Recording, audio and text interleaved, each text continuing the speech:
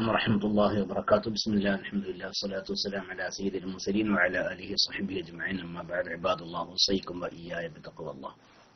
ബഹുമാനപ്പെട്ട സഹോദരന്മാരെ, കുട്ടികളെ, ശ്രോതാക്കളെ, അല്ലാഹു സുബ്ഹാനഹു വ തആല നമ്മുടെ ജീവിതം മുഴുവൻ അല്ലാഹുവിന്റെ ത്വാഅത്തിലാക്കി തരട്ടെ. അല്ലാഹു നമ്മുടെ ആഖിബത്തൊക്കെ നന്നാക്കി തരട്ടെ. ആമീൻ. പിന്നെ ചോദ്യങ്ങൾ കുറവാണ്. അസ്സലാമു അലൈക്കും. വലൈക്കും സലാം വറഹ്മത്തുള്ളാഹി. ഉസ്താദെ, ഞാൻ ഒരു മാസം പ്രഗ്നന്റ് ആണ്, എന്നാൽ ഇടയ്ക്കിടയ്ക്ക് ബ്ലഡ് കാണുന്നു. അപ്പോൾ നിസ്കാരം പറ്റുമോ? ആ നിസ്കാരം ഖളാ വീട്ടണോ? അതല്ല ഇടയ്ക്ക് ശുദ്ധിയുള്ളപ്പോൾ നിസ്കരിക്കുന്നത് സഹീഹ് ആകുമോ?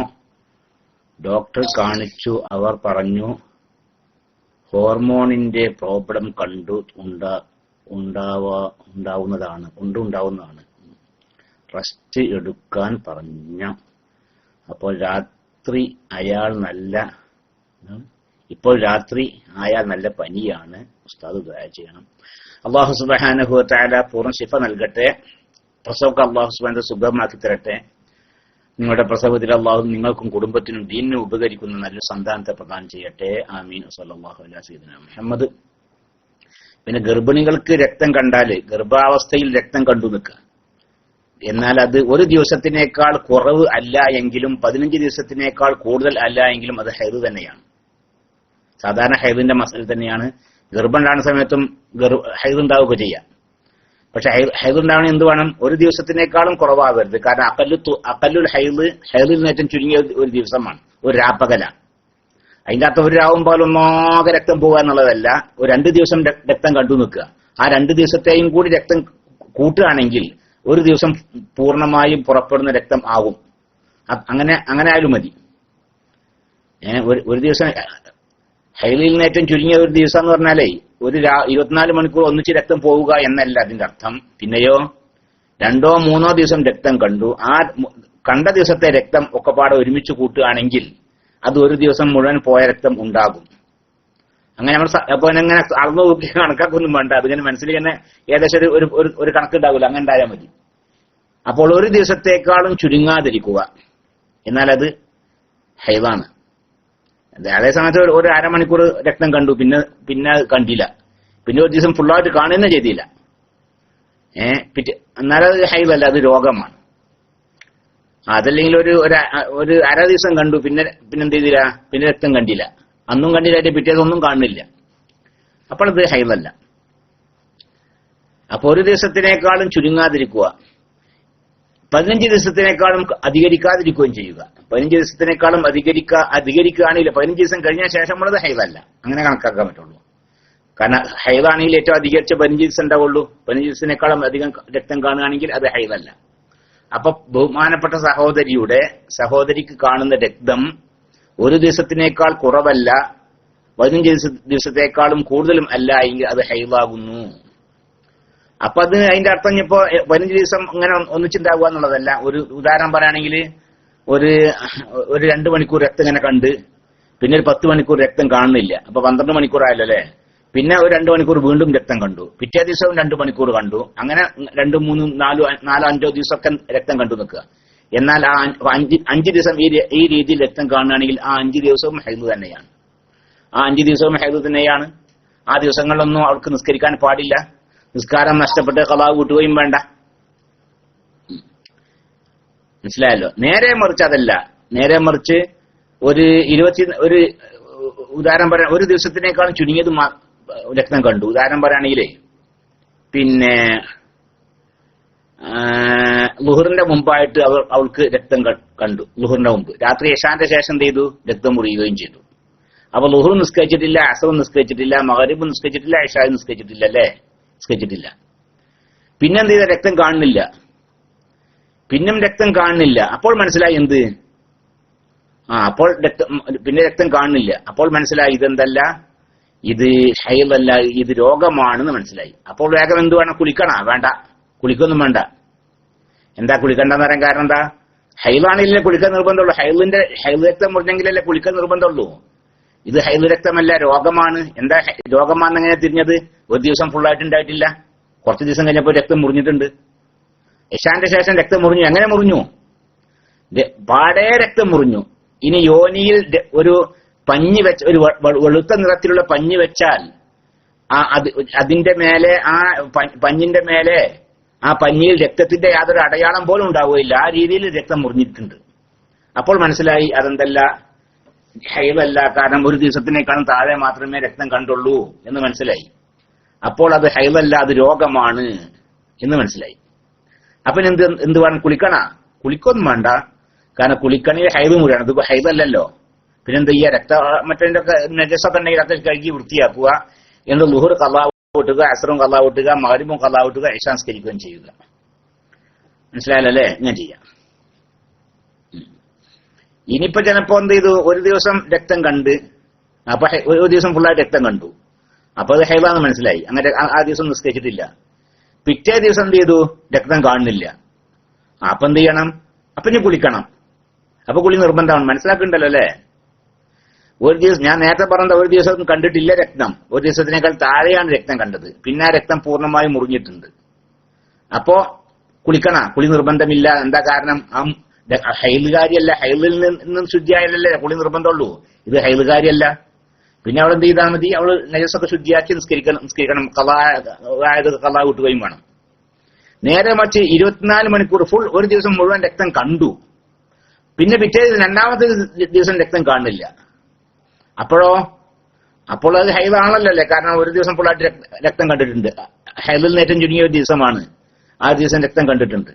ഇനി നിസ്കരിക്കണേ എന്താണ്? പിന്നെ പിറ്റേ ദിവസം രക്തം കാണുന്നില്ല. അപ്പോൾ അവൾ കുളിക്കണം. ഹൈദിൽ നിന്ന് ശുദ്ധിയാതിന്റെ നീയത്ത് വെച്ചുകൊണ്ട് കുളിക്കണം. വലിയ ശുദ്ധി ഞാൻ ഉയർത്തുന്നു എന്ന നീയത്തോട് കൂടി കുളിക്കണം.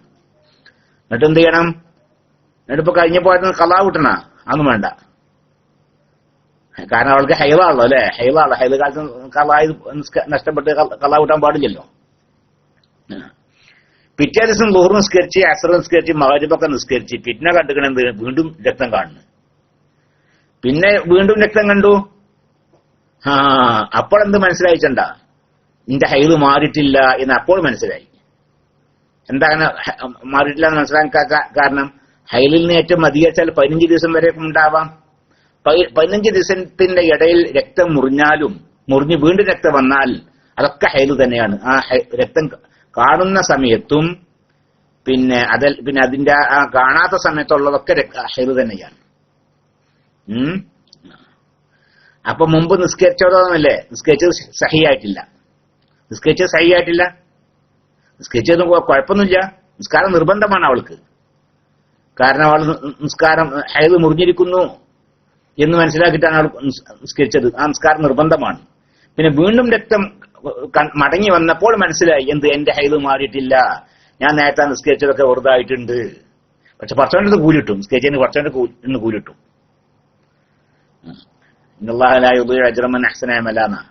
പക്ഷെ ചെയ്ത പണിയൊന്നും വൃത്താക്കൂല. കാരണം അവർക്ക് നിർബന്ധമാണ് ആ സമയത്ത് നിസ്കരിക്കൽ നിർബന്ധമാണ്. ആ നിർബന്ധമായ കാര്യം അവൾ നിർവഹിച്ചിട്ടുണ്ട്. പിന്നീട് രക്തം കണ്ടപ്പോൾ മനസ്സിലായി എന്റെ ഹൈദ് മുറിഞ്ഞിട്ടില്ല എന്ന്. അപ്പൊ രക്തം കാണുന്ന സമയത്ത് പിന്നെ നിസ്കരിക്കാനും പാടില്ല. അങ്ങനെയാണ് അതിന്റെ ഹുക്മ്. നേരെ മറിച്ച് നോമ്പാണെങ്കിലോ ആ രക്തം മുറിഞ്ഞ സമയത്ത് അവള് ഹൈദ് മാറിയിട്ടുണ്ട് മനസ്സിലാക്കി നോമ്പ് നോറ്റു. പിറ്റേ ദിവസം വീണ്ടും മഗ്രിബിന് ശേഷം വീണ്ടും രക്തം കണ്ടു. അപ്പൊ മനസ്സിലായി എന്റെ ഹൈദ് മാറിയിട്ടില്ല, ഇന്ന് ഞാൻ പിന്നെ നിസ്കരിച്ചത് നോമ്പ് നോറ്റ സഹിയായിട്ടില്ല എന്ന് അപ്പോൾ മനസ്സിലായി. അപ്പൊ ആ നോമ്പ് ഖളാ കൂട്ടുകയും വേണം. അതാണ് ഒരു പ്രബലമായ അഭിപ്രായം. അതാണ് നിസ്കാരം. പിന്നെ ഹൈദ് കാലത്ത് നഷ്ടപ്പെട്ട ഖളാ കൂട്ടണ്ടല്ലോ. നോമ്പ് കാലത്ത് ഹൈദ് കാലത്ത് നഷ്ടപ്പെട്ട നോമ്പ് ഖളാ കൂട്ടണല്ലോ. നിസ്കാരം ഖളാ കൂട്ടണ്ട, നോമ്പ് ഖളാ കൂട്ടണം. അങ്ങനെയാണല്ലോ. അപ്പൊ ആ രക്തം മുറിഞ്ഞ സമയത്ത് അവൾ ശുദ്ധിയുള്ളവളാണെന്ന് അവൾ മനസ്സിലാക്കി അവൾ നോമ്പ് നോറ്റു. വീണ്ടും രക്തം മടങ്ങി വന്നപ്പോൾ എന്റെ നോമ്പ് സഹിയായിട്ടില്ല എന്ന് അവൾക്ക് ബോധ്യപ്പെട്ടു. അപ്പൊ ആ നോമ്പ് പിന്നെ അവൾ ഖളാ കൂട്ടണം എന്നാണ്. അപ്പൊ ഈ ഇന്നലെ പട്ടിണി കിടന്നതോ അത് വെറുതാവൂല. അതിന് പടച്ചോന് കൂലി കിട്ടലും ഖളാ കിട്ടും വേറെ രണ്ടാണ്. അവൾക്ക് ആ നോമ്പ് നോറ്റിന് കൂലി കിട്ടും. പക്ഷെ അതേ സമയത്ത് ആ നോമ്പ് അവൾ ഖളാ കൂട്ടുകയും വേണം. ഇതാണ് ഒരഭിപ്രായം. എന്നാൽ വേറൊരു അഭിപ്രായം ഉണ്ട്. നമ്മുടെ മദ്ഹബിൽ തന്നെ വേറൊരു അഭിപ്രായം ഉണ്ട്. അത് ശ്രദ്ധിക്കണം. എന്താണ് അഭിപ്രായം? അത് പ്രബലമായ അഭിപ്രായം കേട്ടോ ഞാൻ ഈ പറഞ്ഞത്. പ്രബലമല്ലാത്ത മറ്റൊരു അഭിപ്രായമുണ്ട്. എന്താണ് അഭിപ്രായം? ഞാനീ പറഞ്ഞ അഭിപ്രായത്തെ ചില ആളുകളൊക്കെ ശരിയായ പിന്നെ പ്രബലമായ അഭിപ്രായം എന്ന് പറഞ്ഞിട്ടുണ്ട് കേട്ടോ.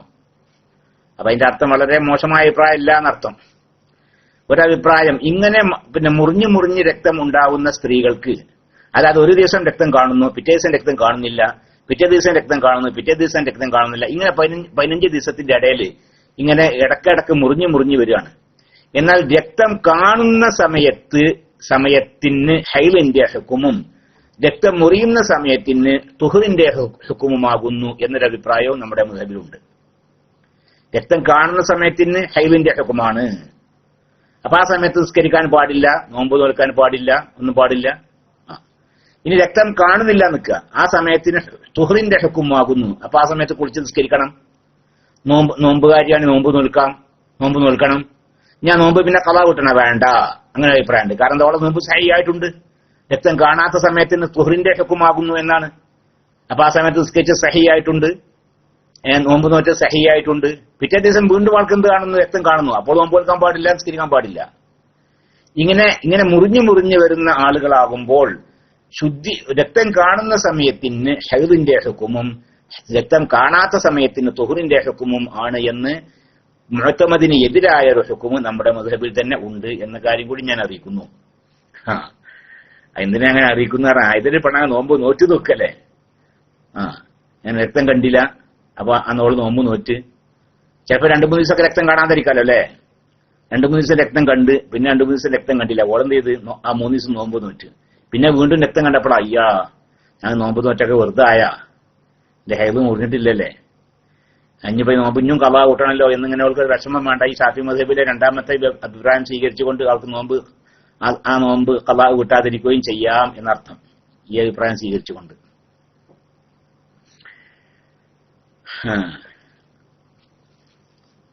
അസ്സലാമു അലൈക്കും. വഅലൈക്കും സലാം വറഹ്മത്തുള്ളാഹി. ഉസ്താദെ, ഇഖാമത്ത് കൊടുക്കാൻ തുടങ്ങിയാൽ സുന്നത്ത് നിസ്കാരം തുടരാമോ അതോ നിസ്കാരം നിർത്തി ഇമാമിനോട് തുടരണോ? സുന്നത്ത് നിസ്കരിക്കുന്ന ആൾക്ക് ആ നിസ്കാരം വെറുതെ തന്നെ മുറിക്കാൻ അവകാശം ഉണ്ടെന്ന്. സുന്നത്ത് നിസ്കരിക്കുന്ന ആളാവട്ടെ, സുന്നത്ത് നോമ്പ് നോൽക്കുന്ന ആളാവട്ടെ, ആ നിസ്കാരം പൂർത്തിയാക്കുകയും പൂർത്തിയാക്കാതിരിക്കുകയും ചെയ്യാം. നോമ്പാണെങ്കിൽ നോമ്പ് മുറിക്കുകയും ചെയ്യാം, നോമ്പ് പൂർത്തിയാക്കുകയും ചെയ്യാം. ഏത് നോമ്പ്? സുന്നത്ത് നോമ്പ്.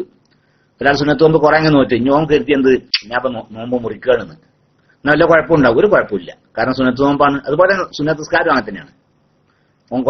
എന്ത് ചെയ്ത് ഞാനിപ്പോ നിസ്കാരം പൂർത്തിയാക്കണില്ല എന്ന് വിചാരിച്ച നിസ്കാരം മുറിച്ച് പോവാം. പക്ഷെ അവിടെ ഏറ്റവും നല്ലത് എന്താണെന്ന് വെച്ചിട്ടുണ്ടോ, ഏറ്റവും നല്ലത് വേഗം അങ്ങോട്ട് ഇഖാമത്ത് കൊടുക്കുകയാണ്. ഇഖാമത്ത് കൊടുത്തിട്ട് അങ്ങനെയെങ്കിൽ ഏറ്റവും ഉത്തമം ആ നിസ്കാരം അവന് വേഗം പൂർത്തിയാക്കിക്കൊണ്ട് ആ നിസ്കാരത്തിൽ തുടരലാണ് അവന് ഉത്തമം. അതാണ്. ഇനി അതല്ല കൈയഴിച്ച് പിന്നെ ആ നിസ്കാരത്തിലേക്ക് തുടരാൻ വേണ്ടി പോകുന്നത് കൊണ്ടും വിരോധമില്ല. പിന്നെ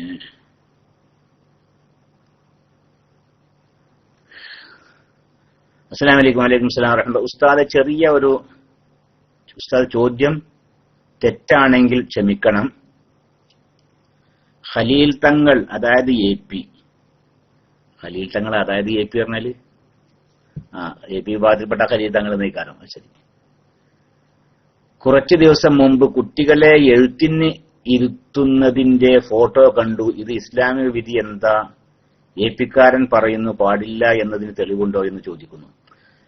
അത് എന്താ നമ്മളറിയില്ല, അവരൊക്കെ വലിയ വലിയ ആൾക്കാരല്ലേ, ഒരു എന്നെക്കായി വലിയ ആണല്ലോ ഏതായാലും. അപ്പൊ അവരെന്തെങ്കിലും എന്താ അറിയില്ല, ആ വിഷയം നമുക്ക് അതിനെ കുറിച്ച് അറിയില്ല. അതിപ്പോ എഴുത്തിനിരുത്തുക എന്ന് പറഞ്ഞാലല്ലേ, എഴുത്തിനിരുത്തുക എന്നൊക്കെ പറഞ്ഞാൽ അതൊരു സാധാരണ ഈ ഹൈന്ദവർ ചെയ്യാറുണ്ടല്ലേ. എന്താ ഏതോ ഒരു ദിവസം, ഒരു മലയാള മാസത്തിൽ ഏതോ ഒരു ദിവസമാണ് അതിന്റെ, ഏത് മാസമാണ്? മലയാള മാസം ഉണ്ടല്ലോ, അതിൽ ഏതൊരു ദിവസം, ആ മാസത്തിൽ ഏതോ ദിവസം എഴുത്തിനിരുത്തുക പരിപാടി ഹിന്ദുക്കൾക്കുണ്ട്. അപ്പൊ ആ ആചാരത്തിന്റെ അടിസ്ഥാനത്തിൽ ആവൂല. ആ ആചാരത്തിന്റെ അടിസ്ഥാനത്തിലാണെങ്കിൽ അത് പാടില്ലാത്ത വിഷയമാണ്. ഇത് അദ്ദേഹം ചെയ്യുന്നത് അതാവൂല. കുട്ടികൾക്ക് പഠിപ്പിക്കുക എന്നുള്ളതായിരിക്കും. ഒരു ബർക്കത്തുള്ള ഒരാളെ കൊണ്ട് കുട്ടികൾക്ക് ആദ്യാക്ഷരം പറഞ്ഞു കൊടുക്കുക എന്ന ഉദ്ദേശത്തോടു കൂടിയൊക്കെ ചെയ്യുന്നതായിരിക്കാം. അതെ, വിജയദശമി. ഇത് ആ നിലക്കൊന്നും ആവൂല. ഇത് ഒരു അഹ്ലുബൈത്തിന്റെ നാവ് കൊണ്ട് അല്ലേ കുട്ടിക്ക് ആദ്യത്തെ അക്ഷരം പറഞ്ഞു കൊടുക്കണമെന്ന് ചില ആളുകളൊക്കെ തീരുമാനിച്ചതിന്റെ അടിസ്ഥാനത്തിലൊക്കെ ആവാം. ഏതായാലും നല്ല ഉദ്ദേശം നമ്മൾ ഉദ്ദേശിക്കുക, അതാണ് നല്ലത്. ഉസ്താദെ, വീട് പണിയുണ്ട്, കടമില്ലാതെ വീടു പണി കഴിഞ്ഞു താമസിക്കാൻ ആയുസ്സും ആരോഗ്യത്തിനും വീട്ടിൽ ഖൈറിനും ബർക്കത്തിനും വേണ്ടി ദുആ ചെയ്യണം. അല്ലാഹു സുബ്ഹാനഹു വ തആല കടം ഒന്നും ഇല്ലാത്ത രീതിയിൽ വീട് പണി പൂർത്തിയാക്കാൻ തൗഫീഖ് പ്രദാനം ചെയ്യട്ടെ. ആ വീട് പണി പൂർത്തിയാക്കാനുള്ള ഹലാലായ സമ്പത്ത് നിങ്ങൾക്ക് അല്ലാഹു നൽകട്ടെ. വിഷമത്തിലും ബുദ്ധിമുട്ടും പെടുത്താതെ തന്നെ വീട് പണി എത്രയും വേഗം പൂർത്തിയാക്കി തരട്ടെ പടച്ചോനെ. ആ വീട്ടിൽ അല്ലാഹു ഖൈറും ബർക്കത്തും പ്രദാനം ചെയ്യട്ടെ. അല്ലാഹു സുബ്ഹാനഹു വ തആല ദീർഘായുസ്സും ആഫിയത്തും അല്ലാഹുവിന്റെ ത്വാഅത്തിലായിക്കൊണ്ടുള്ള ദീർഘായുസ്സും ആഫിയത്തും അല്ലാഹു പ്രദാനം ചെയ്യട്ടെ. ആമീൻ. സല്ലല്ലാഹു അലൈഹി സയ്യിദിനാ മുഹമ്മദ്. ഉസ്താദേ, എന്റെ പെങ്ങൾ മരിച്ചിട്ട് ഇന്നേക്ക് 1 വർഷമായി. ഇന്നത്തെ സ്വലാത്ത് മജ്ലിസിൽ ദുആ ചെയ്യാൻ വസിയത്ത് ചെയ്യുന്നു പടച്ചോനെ. സ്വലാത്ത് കഴിഞ്ഞല്ലോ അല്ലേ? അല്ലാഹു സുബ്ഹാനഹു വ തആല നിങ്ങളുടെ പെങ്ങൾക്ക് മഗ്ഫിറത്തും റഹ്മത്തും പ്രദാനം ചെയ്യട്ടെ. അല്ലാഹു അവരുടെ ഉഖ്റവിയായ ജീവിതം സുഖാക്കി കൊടുക്കട്ടെ. അവർ ചെയ്ത സ്വാലിഹ് അമലുകളൊക്കെ അല്ലാഹു സ്വീകരിക്കുകയും അവരുടെ അടുക്കൽ നിന്ന് സംഭവിച്ചു പോയേക്കാവുന്ന തെറ്റുകുറ്റങ്ങളൊക്കെ അല്ലാഹു പുറത്തു കൊടുക്കുകയും ചെയ്യട്ടെ. ആമീൻ. സല്ലല്ലാഹു അലൈഹി വസല്ലം. മുഹമ്മദ് പറഞ്ഞിരുന്നില്ലേ? ഓക്കെ. അസ്സലാമു അലൈക്കും. വലൈക്കും അസ്സലാം വറഹ്മത്തുള്ളാഹി. ഉസ്താദെ, മാതാപിതാക്കളും മക്കളും തമ്മിൽ സംസാരിക്കുമ്പോൾ മാതാപിതാക്കളുടെ വക്കൽ നിന്ന് ഗീബത്ത് നമീമത്ത് പോലത്തെ സംസാരങ്ങൾ വന്നാൽ മക്കൾക്ക് മാതാപിതാക്കളെ ഉപദേശിക്കാൻ പറ്റുമോ? എല്ലാരെയും ഉപദേശിക്കാനാ. മാതാപിതാക്കളെയും ഉസ്താദുമാരെയും ഇനി നമ്മുടെ മശായിഖുമാർ, നമ്മുടെ ഷെയ്ഖ് എല്ലാവരും ഉപദേശിക്കാം. പക്ഷെ അതിനൊക്കെ ഓരോ മര്യാദ ഉണ്ട്. അതിന് ഓരോ മര്യാദ ഉണ്ട്. ഉമ്മ ഒരു കാര്യം പറയാൻ പറ്റില്ല നിൽക്കുക. അപ്പൊ അതിന് ഇമ്മ എന്തിനാ ചെയ്ത് അങ്ങനെ ചോദിക്കരുത്. ഇമ്മ ചെയ്യേണ്ടിയിരുന്നോ എന്നങ്ങനെ പറയാനില്ല. അപ്പൊ രണ്ടും വ്യത്യാസം ഉണ്ടല്ലോ. ഇമ്മ ചെയ്യേണ്ടിയിരുന്നോ എന്ന് പറയുകയാണെങ്കിൽ അത് ഉമ്മാനെ ഉപദേശിക്കാൻ ഇമ്മാക്ക് അതുകൊണ്ട് ഒരു വെറുപ്പുണ്ടാവില്ല. ഉമ്മാക്ക് സന്തോഷം ഉണ്ടാവുള്ളൂ. അല്ലെങ്കിൽ നമ്മളങ്ങനെ ചെയ്യേണ്ടിയിരുന്നില്ല, അല്ലെങ്കിൽ ഉമ്മാന്ന് പറയേണ്ടിയിരുന്നില്ല. വേണ്ട, നമ്മളൊന്നും പറയേണ്ടിയിരുന്നില്ല. ഉമ്മാനും മാനിയുടെ കൂട്ടിട്ട് പറയാൻ നമ്മള് പറയേണ്ടിയിരുന്നില്ല. അപ്പൊ അതാണ് വാപ്പാനെ ഉപദേശിക്കാം, ഉമ്മാനെ ഉപദേശിക്കാം, ആ ഉസ്താദിനെ ഉപദേശിക്കാം, ഷെയ്ഖിനെ ഉപദേശിക്കാം. പക്ഷെ ഓരോരുത്തരുടെയും ആ സ്ഥാനം കണക്കിലെടുത്തുകൊണ്ട് അവരെ അവഹേളിക്കുന്നില്ല, അവരെ മാനിക്കുന്നു, ബഹുമാനിക്കുന്നു എന്ന് അവർക്ക് തോന്നിക്കുന്ന രീതിയിൽ ഉപദേശിക്കാവുന്നതാണ്. അതുകൊണ്ട് വിരോധമില്ല.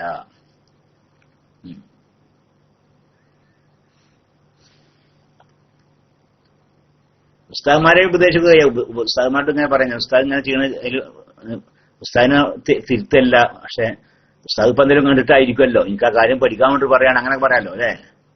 ഉസ്താദ് ഒരു കാര്യം ചെയ്യാണ്, അത് ഈ ശിഷ്യന്റെ അടുക്കല് അത് പിന്നെ നല്ല കാര്യം അല്ല എന്നാണ് ശിഷ്യ മനസ്സിലാക്കിയത്. അപ്പൊ ഉസ്താദിനോട് ചോദിക്കാതിനെ കുറിച്ച് ഉസ്താദ് ഇങ്ങനെ ചെയ്യണേ കണ്ടു. പക്ഷെ ഉസ്താദ് ഇപ്പൊ വെറുതെ ചെയ്യുമല്ലോ, ഉസ്താദ് എന്തെങ്കിലും കണ്ടിട്ടായിരിക്കുമല്ലോ, അത് എന്താന്ന് എനിക്കും ഒന്ന് അറിയിച്ചെന്നാൽ നല്ലതാണ് എന്നൊക്കെ പറയാല്ലേ. അപ്പൊ ഉസ്താദ് എന്റെ അടുത്ത് അങ്ങനെ സംഭവിക്കണ്ടില്ലേ എന്ന് ഞാൻ അറിയുന്നില്ലട്ടോ, ഞാൻ അത് പാടില്ലാത്ത തന്നെയാണ്, ഞാൻ അങ്ങനെ അറിയാതെ സംഭവിക്കാനാണ് എന്നൊക്കെ ഉസ്താദിന് മറുപടി നൽകാലോ. അപ്പൊ ഏതായാലും ശരി, അതിന്റെ വിഷയം അതാ ഉള്ളത്. അവരെ അവഹേളിക്കാത്ത രീതിയിൽ അവരുടെ സ്ഥാനം കണക്കിലെടുത്തുകൊണ്ട് ആ രീതിയിൽ ഉപദേശിക്കാവുന്നതാണ്. മൂത്രവാർച്ചക്കാരൻ ഒളു എടുക്കുമ്പോൾ ഫർദ് നിസ്കാരത്തെ ഹലാലാക്കുന്നു എന്ന് നിയ്യത്ത് ചെയ്യും എന്നീയത്ത് സാധാരണക്കാരന് വെക്കാൻ പറ്റുമോ? എന്ത് ഫർദ് നിസ്കാരത്തെ ഹലാലാക്കാൻ തന്നെയാണ് അങ്ങനെ തന്നെ നിയ്യത്ത് വെക്കേണ്ടത്.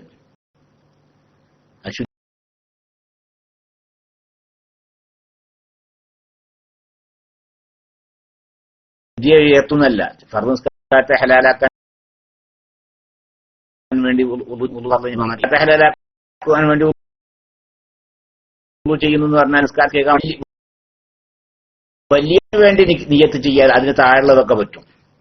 എന്നുവെച്ചാൽ വുളു ചെയ്യൽ വുളു ഇല്ലാതെ ചെയ്യാൻ പറ്റുകയില്ല, അങ്ങനത്തെ ഒരു വിഷയമാണ്. ഇപ്പൊ ഖുർആൻ തൊടാൻ വേണ്ടി വുളു ചെയ്യുന്നു എന്നാണ് ഒരാൾ, ഖുർആൻ തൊടാൻ വേണ്ടി വുളു ചെയ്യുന്നു എന്ന് നിയ്യത്ത് വെച്ചു നിൽക്കുക. എന്നാൽ ഖുർആൻ തൊടുകയും ചെയ്യാം, നിസ്കരിക്കുകയും ചെയ്യാം, പിന്നെ തവാഫ് ചെയ്യുകയും ചെയ്യും, ഒക്കെ ചെയ്യാം. നേരെ മറ്റൊരു കാര്യം, ആ കാര്യത്തിന് വുളു ചെയ്യൽ നിർബന്ധമില്ല, സുന്നത്തേ ഉള്ളൂ. അങ്ങനത്തെ കാര്യത്തിന് വേണ്ടി നിയത്ത് വെച്ചാൽ പിന്നെ വുളു ചെയ്യാൻ നിർബന്ധമുള്ള കാര്യം അതുകൊണ്ട് ചെയ്യാൻ പറ്റുകയില്ല. അതാ ഉദാഹരണം പറയണം, ഖുർആൻ ഓതാൻ വേണ്ടി, ഖുർആൻ ഓതാൻ വുളു നിർബന്ധം ഉണ്ടായില്ല, സുന്നത്താണ്. ഖുർആൻ ഓതാൻ വേണ്ടി വുളു ചെയ്യുന്നു എന്നാണ് നിയത്ത് വെച്ചത്. എന്നാൽ അതുകൊണ്ട് ഫർള് നിസ്കരിക്കാനോ അതില്ലെങ്കിൽ അതിന്റെ വേറുള്ള കാര്യം ഖുർആൻ മുസ്ഹഫ് തൊടാനോ വുളു നിർബന്ധമുള്ള കാര്യം ചെയ്യാൻ പറ്റുകയില്ല. വുളു നിർബന്ധമുള്ള കാര്യം ചെയ്യാൻ വേണ്ടി നിർബന്ധമുള്ള ഏതെങ്കിലും ഒരു കാര്യം ചെയ്യാൻ വേണ്ടി നിയത്ത് വെച്ചാൽ എല്ലാ കാര്യവും അതുകൊണ്ട് ചെയ്യുകയും ചെയ്യാം. ആ മൂത്രവാർച്ചക്കാരതിനെ വുളുവിന്റെ വുളു നിസ്കാരം ഹലാലാക്കാൻ വേണ്ടി വുളുവിന്റെ ഫർള് ഞാൻ കൂട്ടുന്നു, തന്നെയാണ് അവന്റെ നിയത്ത്.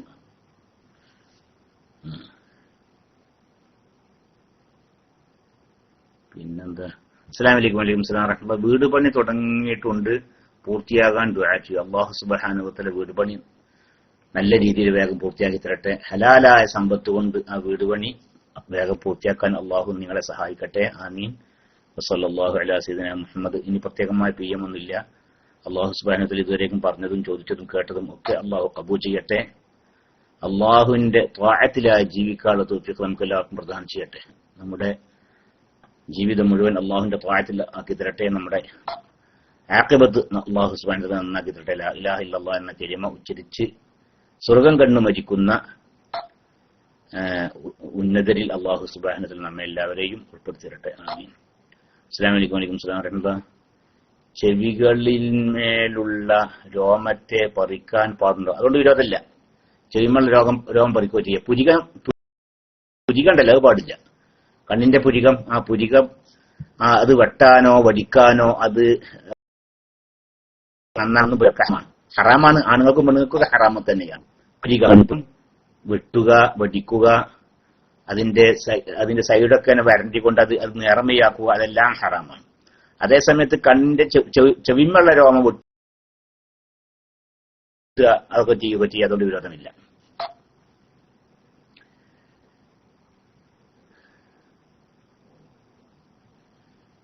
അപ്പോ ഇൻഷാ അല്ലാഹ് ഇനി മറ്റുള്ള കുറെ PM മറ്റു സമയത്തേക്ക് നമുക്ക് നാളെ ഇൻഷാ അല്ലാഹ് പറയാം. അല്ലാഹു തൗഫീഖ് ചെയ്യട്ടെ.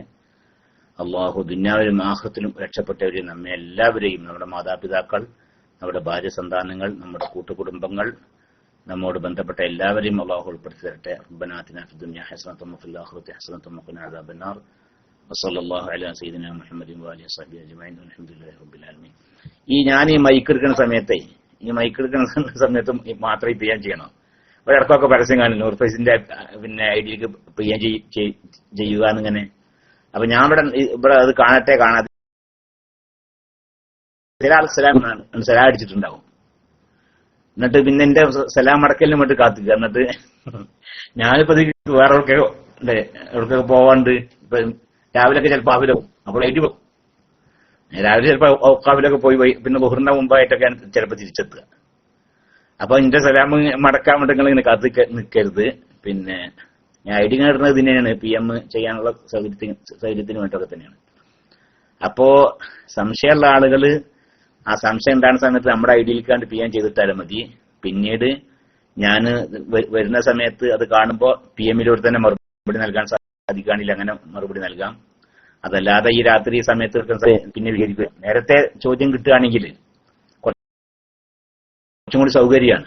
നേരത്തെ ചോദ്യം കിട്ടുകയാണെങ്കിൽ അത് അധികമായി കിതാബുകളൊക്കെ ശരിക്കും കിതാബൊക്കെ നോക്കിയിട്ടൊക്കെ തന്നെ അതിന് മറുപടി നൽകാനും സാധിക്കും. അല്ലാഹു സുബ്ഹാനഹു വ തആല ദീനിനെ ഖിദ്മത്ത് ചെയ്യാനുള്ള തൗഫീഖ് നമുക്ക് എല്ലാവർക്കും പ്രദാനം ചെയ്യട്ടെ.